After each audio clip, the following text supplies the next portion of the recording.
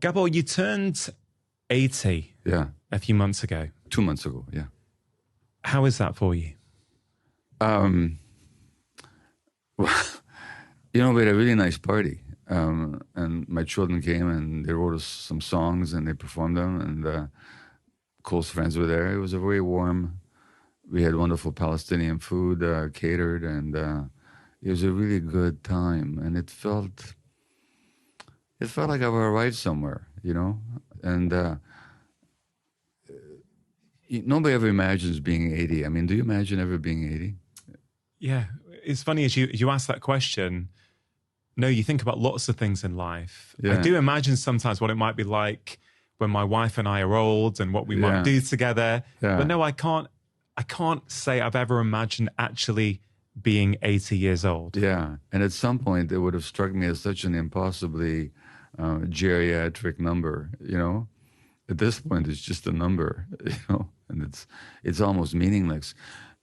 Except it's not completely meaningless, because I know that the time is, one always knows that the time is limited. Intellectually, we understand is that nobody lives forever, and we never know when the Reaper is going to come knocking on your door. But at the same time, once you get to be 80, you realize that whenever it's going to happen, it's going to happen within a fairly short period of time. And when I think of when I retired from active medical practice, it was 13 years ago now. Well, will I still be alive 13 years from now? And it seems like such a short period of time. So when you think about it, it's quite dramatic.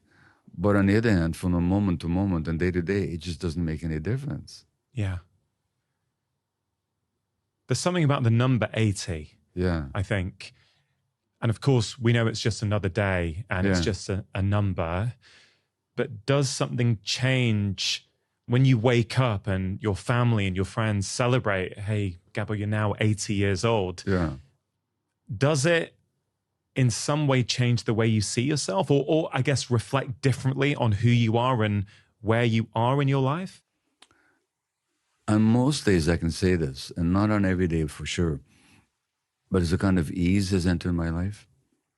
Even with all that's going on in the world, I'm just sort of more, I don't struggle with the way things are so much. I may like them or not like them, I may react or not respond, but there's not a struggle against just the beingness of things. I'm certainly noticing that. Yeah. And people, I had a visitor a week ago who I hadn't seen for a few years, and she says, you've changed. And I said, oh yeah. She says, you've become softer, and if that's true, it's good. It's a sign of kind of loosening inside. You used to work in palliative care. Yeah. And I think you're familiar with the book by Bronnie Ware, The Palliative Care Nurse, The 5 Regrets of the Dying. Yeah.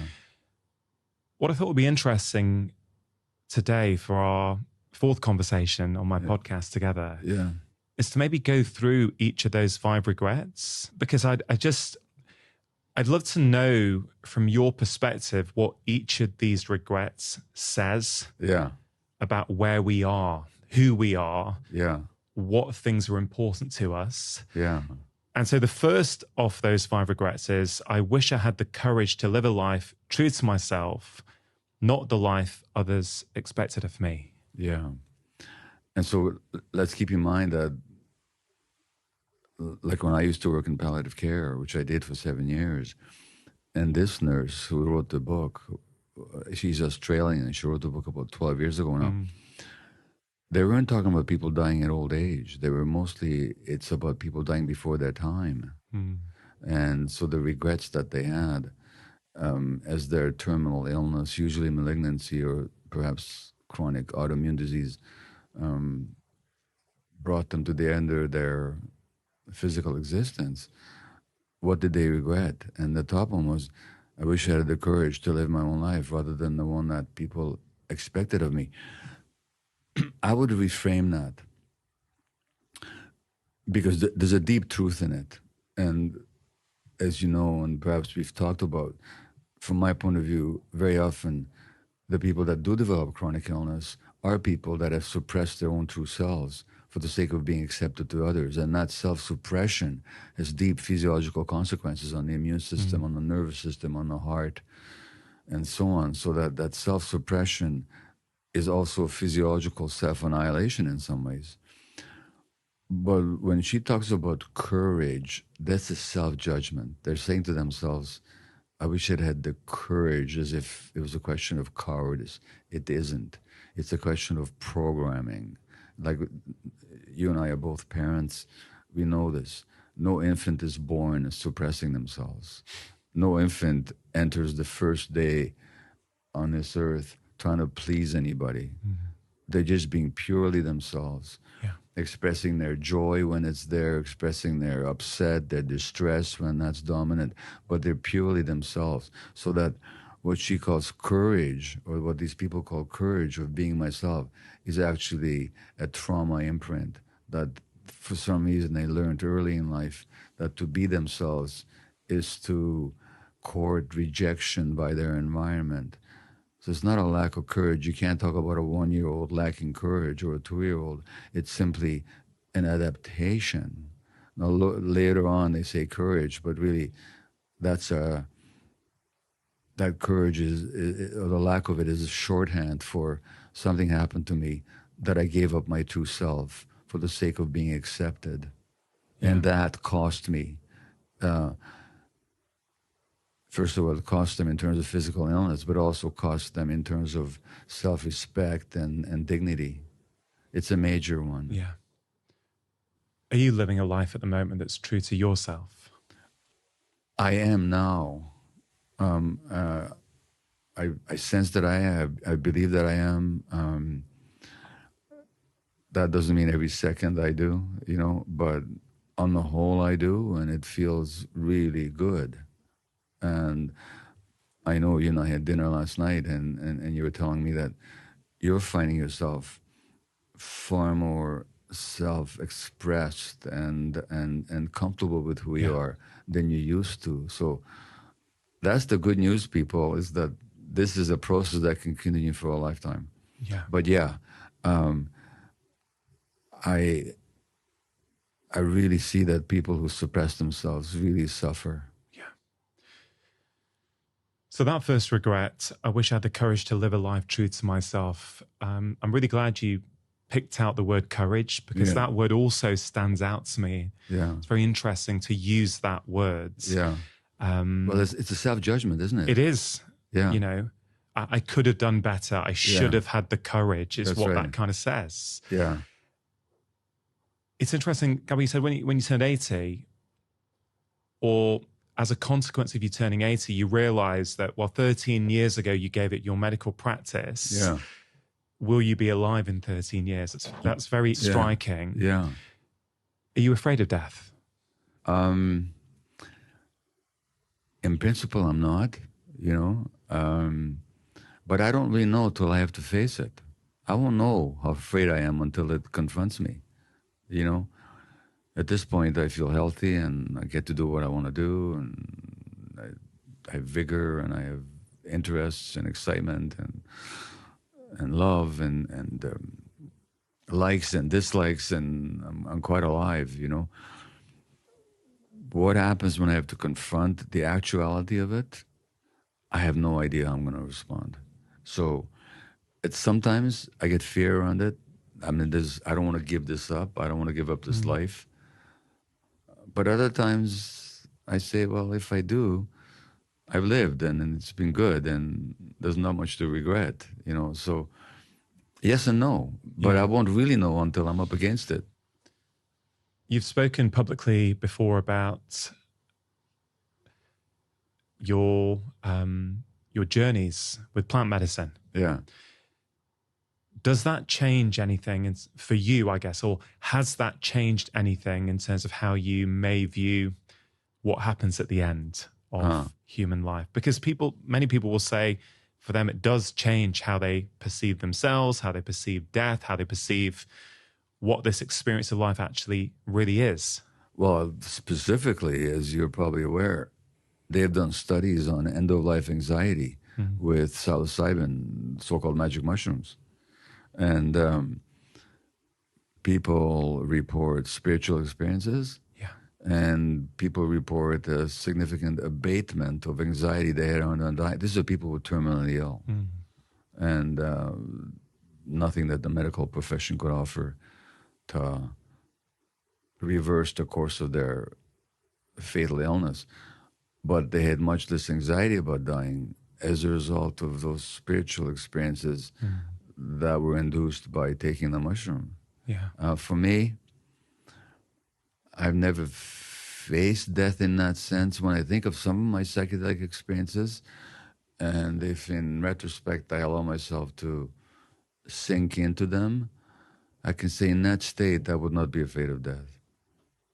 I'd say that there's a larger reality than the persistence or cessation of this particular lung represents, you know. I would say that if I project myself back into those experiences. Again, how I will face it when it happens or when it becomes inevitable, I don't know. Yeah.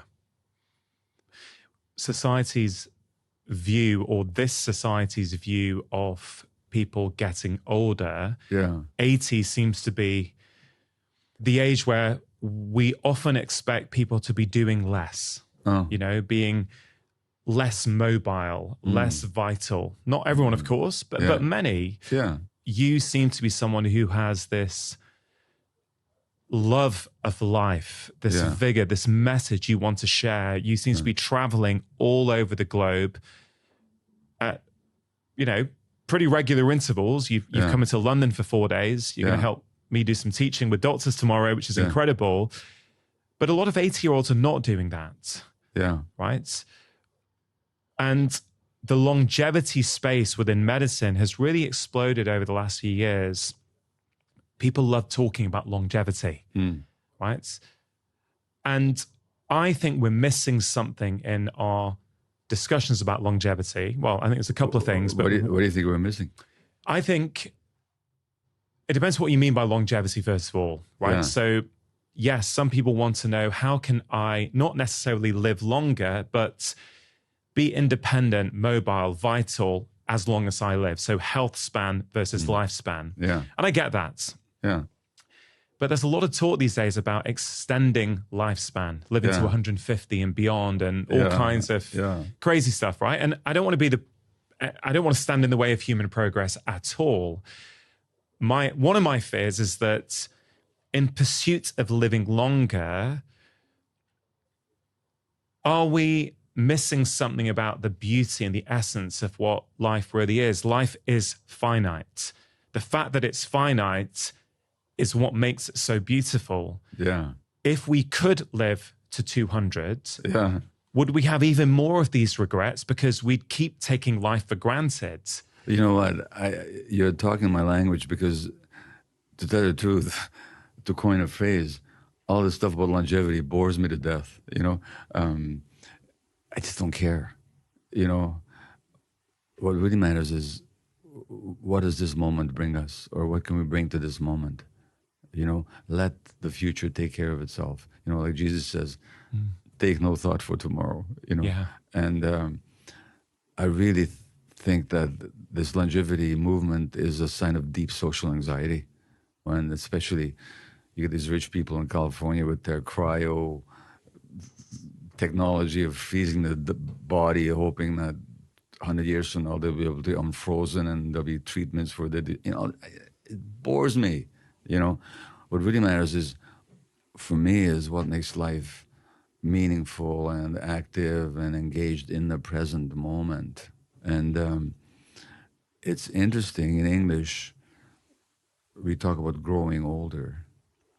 Now, that's a very telling phrase, because in significant ways, when we get older, we shrink. You know, like our bodies, our skin starts to sag, our muscles are no longer as, you know, supple and strong as they used to be. So what does it mean to grow older? We could just say, like you said earlier, get older, which is just a chronological progression. But growing older implies that this growth is actually possible. So in what sense can we actually grow? And I think actually we can actually grow into the present moment and growing in our appreciation for life and what matters and knowing what doesn't matter and growing in wisdom. Indigenous cultures, they don't talk about elderly, they talk about elders. Yeah. There's a huge difference. Yeah.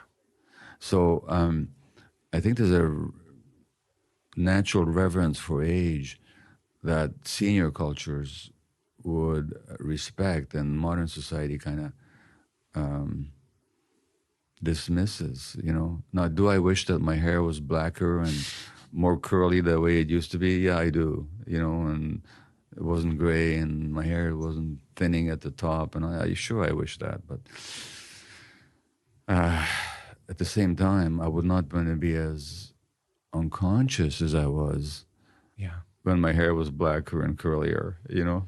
Yeah, this is such an interesting point. I've spoken to several menopause experts on this show over the past few years. And I remember when doing some research on one of the conversations, I came across research showing that in cultures where women are revered as they get older, their wisdom is respected, they're seen as really important parts of the community. Right. Those cultures report less menopausal symptoms. Isn't that interesting? Just so I'm not misinterpreted, I want to be really clear. I'm not saying that means that all menopausal symptoms would go away if that was the case. I just find it interesting that when the cultural view of growing old is different, we perceive ourselves as having, I don't know, a different symptom profile, if I can put it like that. And the degree of suffering is different, so that maybe they have symptoms or maybe they have certain features, but the suffering is not experienced the same way. Please expand on that, because I think some people will go, what do you mean? If you're either getting symptoms or you're not getting symptoms, explain what you mean by perception of, you know, the suffering, essentially. Well, I was talking to somebody else about this today. So as you and I know, in Western medicine, we kind of medicalize everything. And so we talk about premenstrual syndrome. Now, which PMS, it's a syndrome, it's a medical entity. What is it really? Is that under the impact of hormonal changes, women get more sensitized. So they might have more physical pain and more upset, but we could see that as pathological, or we could actually say that it's a time of truth-telling, that the hormones do sensitize them to things that are not functioning in their lives, which the rest of the time they're acculturated to acquiesce with and to put up with. But the menstrual ferment in their bodies makes it less tolerable. So instead of seeing that as a pathology, we could see it as a time of insight. And what if they actually listen to their bodies and listen to what their body's saying no to, that the rest of the month they kind of suppress? Then that could be seen as a time of wisdom rather than a time of suffering. So the physical things are there, but it doesn't have to be experienced as suffering. It could be experienced as a time of truth-telling. And actually, a lot of women have told me that. Once they become aware of that, their relationship to menstruation is totally different. And I think that's what you're saying about menopause as well. Yeah. This kind of speaks to the second regret, which is, I wish I hadn't worked so hard. Yeah. And what I mean by that is, I agree that for many women, and I can think of so many patients like this, their hormonal symptoms were actually showing them that the way you're currently living is not in harmony with your body. Exactly. Now, of course, sometimes people struggle to make change. It's hard to make change. Maybe their life is mega stressful, and at that moment they can't change it for whatever reason. And I empathize with that. I understand. Yeah. But for some people who are able to, sometimes it's one of the best things that has happened to them. Yeah. Now, this thing of I wish I hadn't worked so hard, that's an interesting one, because I wish I hadn't worked so hard. And what do I mean by that? Like speaking for myself, and I don't know if this is true for you, but I became a physician for some really good reasons. One of them was I genuinely wanted to help suffering humanity. And I thought medicine is a perfect pathway through which I could help people. That's genuine, and I meant it. I also chose a profession where I was fairly confident of making a decent living so I could support a life for myself and my family. That's legitimate. But those reasons don't make you work too hard. They make you work hard, but they don't make you work too hard. What makes you work too hard, and that's what these people are saying, is you're driven by something that you're not even aware of. And what I wasn't aware of when I went to medical school and when I was a physician for decades is how driven I was to justify my existence in the world and to prove that I was important and worthwhile and so on. And that had to do with the loss of that confidence owing to early childhood trauma. And so it's not a question, nobody says, I wish I hadn't worked hard to achieve something in life. You have to work hard. They're saying, I wish I hadn't worked too hard. And that too part, the TOO part, comes from being driven by unconscious needs to validate your existence, where why should any human being have to validate their existence? You know? And so that's what they're saying. And when you're driven to work too hard, you actually ignore what matters.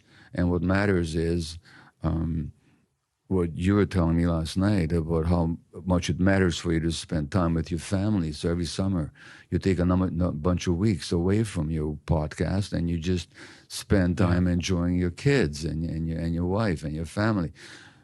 And I didn't do that. For me, it was very hard to even take holidays. I always felt I had to keep working. If somebody was pregnant, oh my God, what if I would miss their delivery? Like the baby couldn't enter the world without me, you know? So that drivenness is what makes people work too hard. And so it's not a matter of working hard, it's a matter of working too hard. And where does that come from? Again, that comes from childhood trauma. A lot of doctors, and I have several friends like this, they don't take their full allowance of annual leave. Sounds like you may have been similar. I had that tendency, yeah. Yeah, and often people will say, and I have a friend who says this, yeah, but my patients need me. No, they don't need them. They need medical help. Yeah. But I think we have to ask ourselves, and this is very, very common in medicine, actually. I'm sure it's common in other professions as well. Yeah. It's interesting when you don't take your full allowance of annual leave that your contract entitles you to. It's often paid time off, right? It's part of your job. Yeah. When you're not taking it, of course, there can be reasons for that. There can be reasonable reasons. There can be work reasons. But if you're not, I think it may be worth reflecting on some of those underlying, those real drivers of that. Well, it occurs to me that what your friend is actually saying is not that my patients need me, but I need my patients to feel okay. And when I'm not working to help them, I don't know who I am and I don't feel comfortable with myself. So I need them. Now that means get thee to a therapist and deal with it. And not only that, even your capacity to help your patients over time will be eroded. Totally. By the way you're stressing yourself and you're not taking care of yourself. And physicians are notoriously programmed to ignore themselves. And there was a very interesting study that I mentioned in the book, The Myth of Normal. They looked at the fraying of the chromosomes of people. And, when we're born, we were born with certain structures called telomeres, and telomeres are DNA structures at the end of our chromosomes. And their fraying and their shortening is a mark of aging and of stress. And they looked at the telomeres of medical residents compared to other people their age. They age faster, they fray faster. Yeah. And so physicians are driven to actually not spare themselves and to literally consume themselves in the work. Now, in the long term, that may make you a very popular and very successful doctor, but in the long term, it's going to be at the expense of your marriage and of your children and of your own mental and physical health. For me, if I look at that situation and I reflect on society and culture, what I see these days is it's very me-focused culture where community has been gradually eroded out. Yeah. And therefore, if we think about a human being needs to feel that they're of value to other people. We need that. In our tribes, 50,000 years ago, we would have felt of value because we would have a role and other people would see that role. They would benefit from it and we would benefit from the things they were doing, whether it's someone's hunting, someone's gathering, someone's putting the fire on, whatever it might be. In this me-focused culture where it's all me, and what are my needs and what do I need to do and how can I better myself, I feel that we often don't feel of value to others. We don't feel important. And so it makes sense that in that culture, you might overwork. You might keep pushing yourself because if you're not working and feeling important there, then actually you may not have that sensation in any other aspects of your life. Well, if you weren't given it's very simple. If in early childhood you're given the sense that you're valued, just because you existed, your parents welcome you and validate you and value you and celebrate you just because you are, then you don't have to keep proving it afterwards. Mm-hmm. But if you don't get that sense, then you have to be important. Yeah. So that sense of needing to be important has to come from missing out on being valued for who you are or being only valued for your achievements. You're valued. Look, my parents, bless their souls, but they valued my intelligence, and so a lot of my persona was caught up in being smart and proving my value that way. Well, it's good to be intelligent, but your value doesn't depend on or shouldn't depend on any one quality, whether you're cute or cuddly or handsome or successful or good at sports or smart in school or any of that. Your value is intrinsic, innate, inherent, because you're a human being. In this society, as you say, it tends to value people for what they do. And so that can become very, very addictive.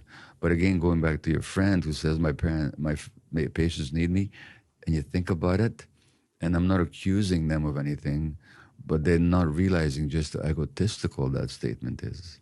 It's as if it depended on them. Mm-hmm. Their patients need good medical care, but they don't need him or her or them specifically, which means that they should be able to take care of themselves as long as they make sure that when they're not there, their patients are receiving the care that they need. So it's not about us. And I used to think it was always about me. If I'm not there for the delivery of this particular woman's baby, oh my God, like as if it all depended on me. There's probably a control issue there as well, isn't there? That I know how I would do it. Exactly. So I need to be there because I know how I would manage this birth and that sort of stuff. Yeah. Which is an inability to let go. Exactly. Because someone else can probably do this as well. Yeah. Or if they can't do it as well, so be it. So be it. Yeah.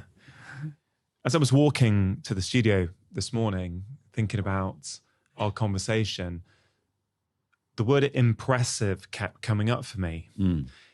And I've been reflecting on the word impressive because, again, I think culturally we think it's a good thing to impress others. Like, hey, that bit of work you did is impressive. But actually, if you really unpick impressive, or certainly if I do it, it implies to me, and maybe this is my own bias because this is what I have done for much of my life. Yeah. I've changed who I am in order to impress others. Yeah. I didn't feel I impressed others by being myself. Yeah. I impressed them by changing. Yeah. So what comes up for you when you hear the word impressive? Have we got it wrong? Has it been taken to mean something it's not? Like, how do you see the word impressive? Well, impressive first of all, has to do with what? It has to do with our impact on other people, how others see us. So if I can just be myself and express my own truth and not drive myself into activities that are not good for me and people are impressed, well, that's great. But if my intention is to impress other people, if I need for me to make a certain impression in somebody else's mind, then where am I living? Then I'm living in their minds rather than in myself. So the question is, where do I want to live? Here or in your mind? You know, and our society is so addicted to people being impressive in the minds of others. That means that we live in the minds of others more than we live in ourselves. So if you can be yourself, and if I find that impressive, that's great. But you're not doing it to impress me. No. You're just doing it because you're expressing who you are. If I'm impressed, great. If I'm not impressed, that doesn't take anything away from you. But to the degree that we dependent on impressing others, we're robbing ourselves. So that's how I see that word. Just taking a quick break to give a shout out to Vivo Barefoot Shoes. Now, I've been a huge fan of Vivo Barefoots for over 10 years now, well before they started supporting my podcast. They are the only shoes that I wear, and they really have had a huge impact on my own life and the lives of many of my patients. You see, when people start wearing minimalist shoes like Vivos, you can see improvements in things like back pain, hip pain, knee pain, foot pain. Even things like plantar fasciitis can often get better. And scientific research shows us that just wearing Vivos for about 4 months or so improves the strength in your feet by over 60%, which is absolutely incredible. One thing people don't realize about these shoes is just how flexible they are, which allows your feet to do what your feet naturally want to do rather than the shoe dictating your foot's movement. Vivo Barefoot are giving my audience a 15% off one-time code when you make your first order, and they make it really easy for you to give them a try. They give a 100-day trial for new customers, so if you don't like them, you just send them back for a full refund. I'm a huge fan. I really hope you take advantage of this offer. To get your 15% off code, all you need to do is go to vivobarefoot.com/live more, or click on the link in the description box below. The third regret that Bronnie wrote about was, I wish I had the courage to express my feelings. My emotions, yeah. Which is, I guess, not dissimilar to the first one about living a life that's true to yourself. No, and it again is the word courage that shows up. And these people are judging themselves. A more interesting way to put it is, why is it that I didn't express my feelings? You know, now here's the thing. Again, in my writing, in The Myth of Normal, I quote this great neuroscientist who died in his mid-70s of cancer a few years ago. Those of us who knew him still mourn him. His name was Dr. Ayan Panja, P-A-N-K-S-E-P-P. He was from the Baltic states, whether he was Estonian, I think he was, but maybe Latvian, you know.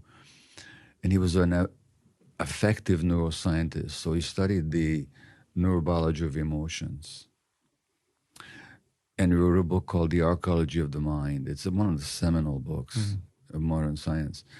And he pointed out that we share certain emotional circuits with other animals.